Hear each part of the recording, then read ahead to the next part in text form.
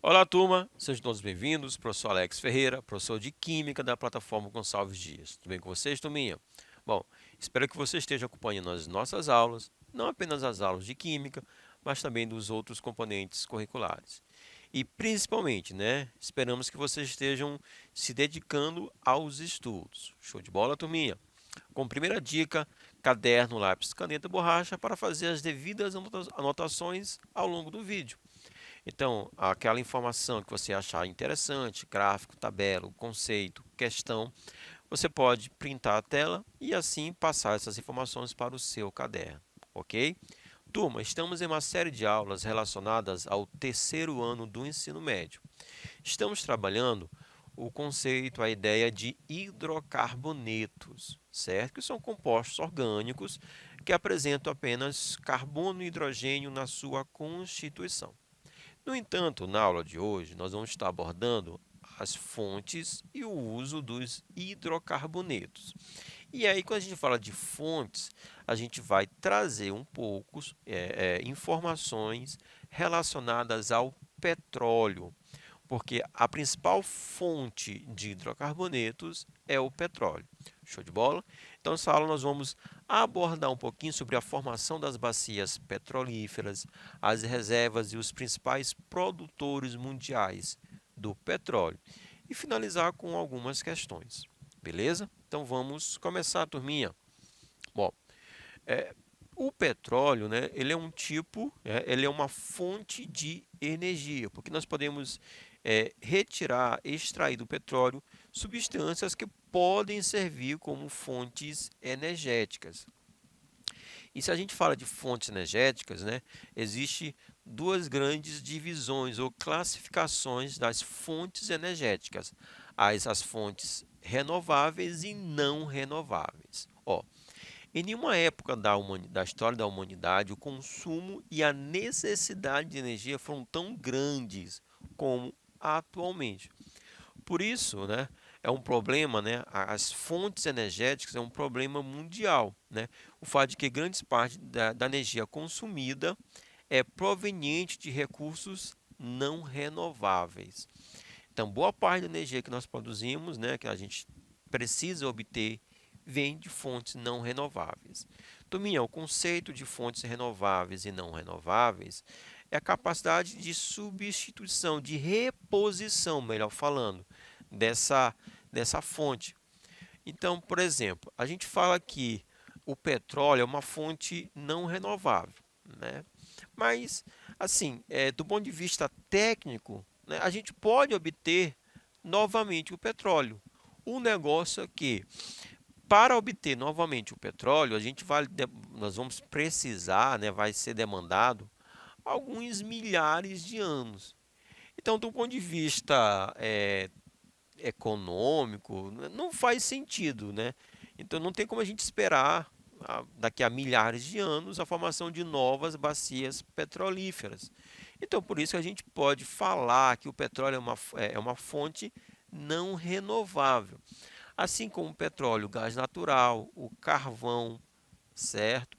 A própria energia nuclear, porque, por exemplo, o urânio 235, então, quando acabar, a gente não vai conseguir obter novas jazidas. Então, são fontes não renováveis. As fontes renováveis, em um período de tempo muito curto, a gente consegue fazer a reposição, certo?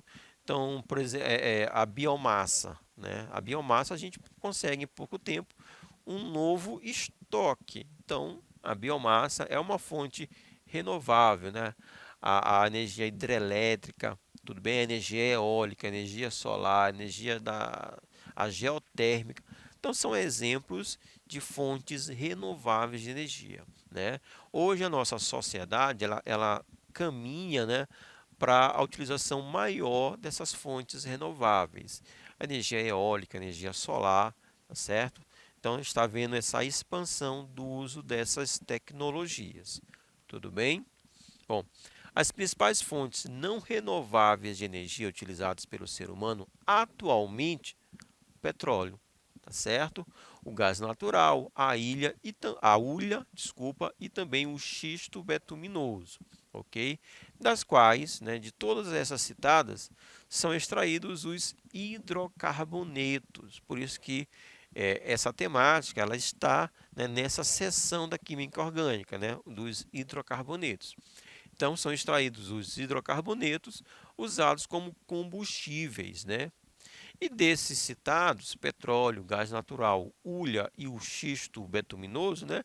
O mais importante, o mais utilizado nos dias atuais é o petróleo. O petróleo até trouxe aqui duas figuras. A gente pode extrair do petróleo, né, a partir do continente ou então a partir dos oceanos, ok? Então, a principal fonte, né, para obtenção desses hidrocarbonetos é o petróleo.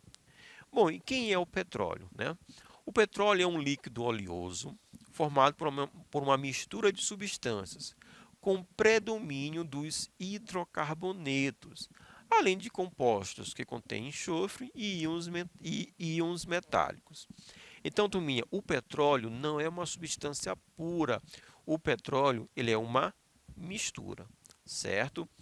A viscosidade, também a própria coloração, ela vai depender de região para região, ok? Mas, de forma geral, é um líquido escuro e oleoso, tá certo? E aí, o predomínio das substâncias presentes no petróleo são os hidrocarbonetos, tá certo? Quando falamos de hidrocarbonetos, então, quem são os hidrocarbonetos? Né? São os compostos orgânicos formados exclusivamente pelos elementos carbono e hidrogênio. Então, só tem carbono e hidrogênio, podemos classificar aquela substância, aquela estrutura como um hidrocarboneto. Né? Isso é importante frisar. Vamos supor que você tem uma estrutura de 100 carbonos e lá na pontinha aparece um oxigênio. Turminha, não é hidrocarboneto, tá certo? Os hidrocarbonetos eles podem ser alifáticos ou aromáticos. Os alifáticos tanto de cadeia aberta quanto de cadeia fechada. Os compostos aromáticos, né, eles são um pouquinho diferentes dos outros hidrocarbonetos, né? Os aromáticos são compostos cíclicos, cadeia fechada, que vão apresentar pelo menos um núcleo benzênico, que seria um hexágono, né? 6 carbonos, formando um ciclo de 6 carbonos, com ligações duplas alternadas, dupla simples, dupla simples, dupla simples. E sendo que essas ligações duplas, elas não estão fixas, elas não são fixas, elas estão se deslocalizando dentro do núcleo. Aí os alifáticos, cadeia aberta, nós podemos ter os alcanos, alcenos, alcinos, também nós podemos ter os alcadienos, e aí a diferença vai ser no tipo de ligação existente na cadeia. Os cíclicos, né, ou cadeia fechada, cicloalcanos ou também os cicloalcenos. São ciclos, uns só com ligações simples, outros que vão apresentar uma ligação dupla dentro daquela cadeia fechada. Beleza? Então, um pouquinho dos hidrocarbonetos, né? Voltando para o petróleo, então, aproximadamente 90% dos materiais obtidos a partir da refinação, e esse termo é muito importante quando a gente fala de petróleo, né? Refinação, refino, ok? Seria a separação, a extração dos componentes presentes naquele petróleo. Então, a partir da refinação do petróleo, são usados em reações de combustão. Né? Combustão, o que? Queima. Ou seja, isto é, são queimados para obter energia para meios de transporte, aquecimento industrial, doméstico, produção de eletricidade ou então a iluminação. Os outros 10% são usados como matéria-prima para a produção de plásticos, borrachas sintéticas, fibras, fertilizantes e muitos outros produtos. Então, 90% utilizado para obter energia, movimentar os veículos. Aí eu estou falando da gasolina, do óleo diesel, do querosene, tá certo? Aquecimento industrial. Então, o que acontece? Eu posso utilizar tanto o querosene, mas também posso utilizar o gás natural para isso, né? Tanto para aquecimento na indústria ou aquecimento doméstico, ou então gerar energia elétrica, certo? E os 10% nós vamos ter os plásticos, né? Vão ser utilizados, por exemplo, para obter os plásticos, ok? Então, os polímeros, que são os plásticos, também são derivados do petróleo, tá certo? A formação das bacias petrolíferas. Então, as bacias seriam aquela região, uma determinada região, que pode ser tanto no continente quanto no leito oceânico, certo? Que nós vamos ter o que? Uma concentração, né, bem grande, elevada do petróleo, tá ok? Então, a teoria mais aceita em relação à origem do petróleo é que ele teria se formado a partir de matéria orgânica, como restos de algas, plantas e animais soterrada há milhões de anos, ok? Então, essa matéria orgânica, devido à pressão exercida, né, pelas camadas de terra, né, que estão sobre ele, e devido a essa pressão e à temperatura, então essas condições fizeram com que os micro-organismos trabalhassem naquela matéria orgânica e, como produto, a gente teria esse óleo negro, certo? O petróleo. Esse é um trabalho que leva um bom tempo. Por isso, mais uma vez, a gente frisa que o petróleo é uma fonte não renovável de energia. Então, condições geológicas favoráveis, como a pressão exercida pelas camadas superiores da crosta, a temperatura no solo e a ausência de oxigênio, permitiram que as bactérias anaeróbias, por um processo muito lento, né, decompusessem a matéria orgânica mais complexa, originando uma mistura de compostos de carbono em que há predominância de hidrocarbonetos. Tudo bem, turminha? Então, essa é a teoria mais aceita, né, para a formação das bacias petrolíferas, para a formação do petróleo. Tudo bem? Esse processo não tem como a gente acelerar. Então, vamos em laboratório produzir, né, gerar uma indústria para a produção de petróleo. Não, a gente extrai o petróleo. Essa produção é um processo natural que demanda condições bem específicas para acontecer, certo? A teoria de origem do petróleo, né, a partir dos seres vivos, é reforçada por haver restos de organismos em jazidas petrolíferas, além de compostos de enxofre e fósforos, elementos que participam de proteínas, lipídios complexos e ácidos nucleicos presentes nos organismos. Então, são indícios, né, que vão reforçar essa teoria de origem orgânica do petróleo. Tudo bem? Bom, um pouco sobre as reservas e os produtores mundiais. Então, são considerados produtores, né, de petróleo aqueles países que realizam a extração e o processamento dessa matéria-prima, que pode ser tanto utilizada internamente, né, ou seja, no mercado doméstico, quanto comercializada com o exterior. Então, aqui nós temos uma lista, né, você pode até printar a tela, né, para você ter essa informação, né, guardada. Então, aqui nós temos uma lista, né, dos principais produtores de petróleo. Então, nós temos aqui os Estados Unidos, a Arábia Saudita, a Rússia, né, ocupando aqui as primeiras colocações, certo? Na verdade, aqui nós temos países, né, que vão estar processando, certo? Os principais países que processam esse petróleo, ou seja, consegue extrair, né, e fazer essa separação, né, esse refino, tudo bem? Então aqui a gente vê a predominância muito de países, né, do Oriente Médio. Nós temos aqui a Arábia Saudita, nós temos o Iraque, mas países bem importantes economicamente, né, como o próprio Estados Unidos, a Rússia, a China.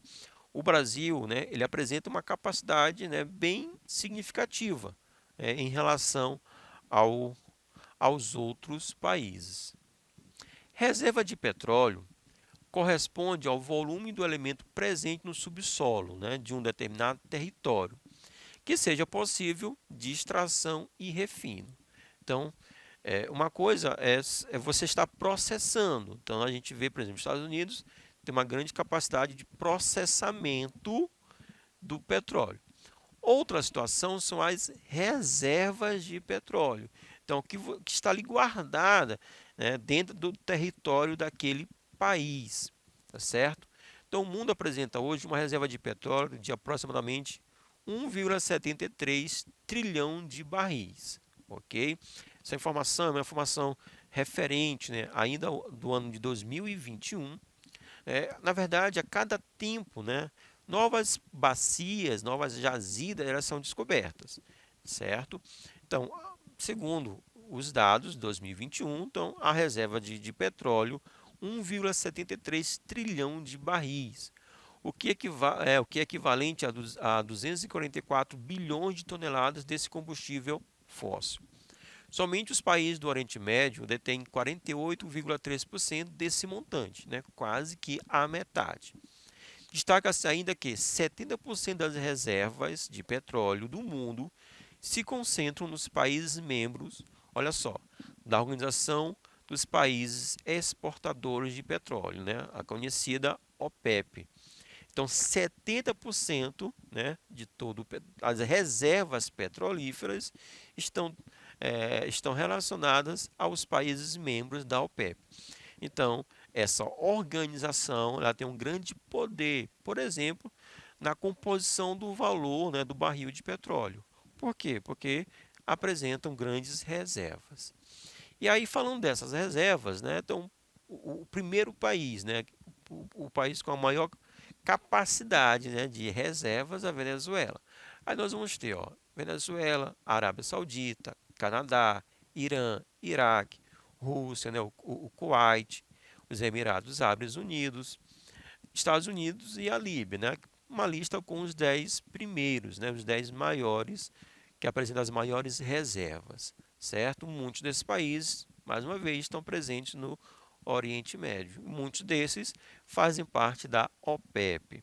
Então, eles vão estar fazendo esse controle, por exemplo, do valor do barril do petróleo. Tudo bem? Vamos fechar com algumas questões. Primeira, o petróleo é considerado a mais importante fonte de energia brasileira. Esse recurso natural é responsável por quase 40% do consumo energético nacional, sendo muito empregado nas seguintes atividades, exceto. Então, aqui nós temos 5 alternativas, 4 estão relacionadas ao uso do petróleo como fonte energética e uma não. Na produção de energia elétrica, na produção de plásticos, no abastecimento industrial, na produção de combustíveis veiculares, no uso residencial. Turminha, dessas 5 citadas, né, o petróleo no Brasil é utilizado em inúmeras atividades econômicas, né, a saber, produção de energia elétrica, né, nas termoelétricas, abastecimento das indústrias, incluindo a produção de plásticos, e como gasolina e óleo diesel para meios de transporte. Porém, ele praticamente não é utilizado em casas residenciais de forma direta.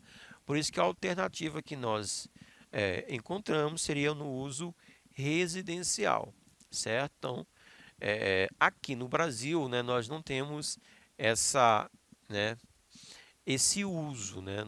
A gente não utiliza dessa prática nas nossas residências, tudo bem? Então, só reforçando que a principal fonte dos hidrocarbonetos, que são aqueles compostos que vão apresentar somente carbono e hidrogênio, né? Então, a principal fonte é o petróleo. A gente considera o petróleo como uma fonte não renovável, devido a levar muito tempo para que novas bacias sejam formadas, certo? Só que a gente precisa, né? A nossa sociedade ela precisa caminhar no sentido de estar substituindo essa fonte energética, certo? Ver novas alternativas. Por quê? Porque a gente sabe que essas reservas apresentam um fim, uma data, certo? Então a gente precisa trabalhar com as fontes renováveis de energia. Tudo bem, turminha? Espero que vocês tenham gostado. Ficando por aqui, forte abraço, valeu!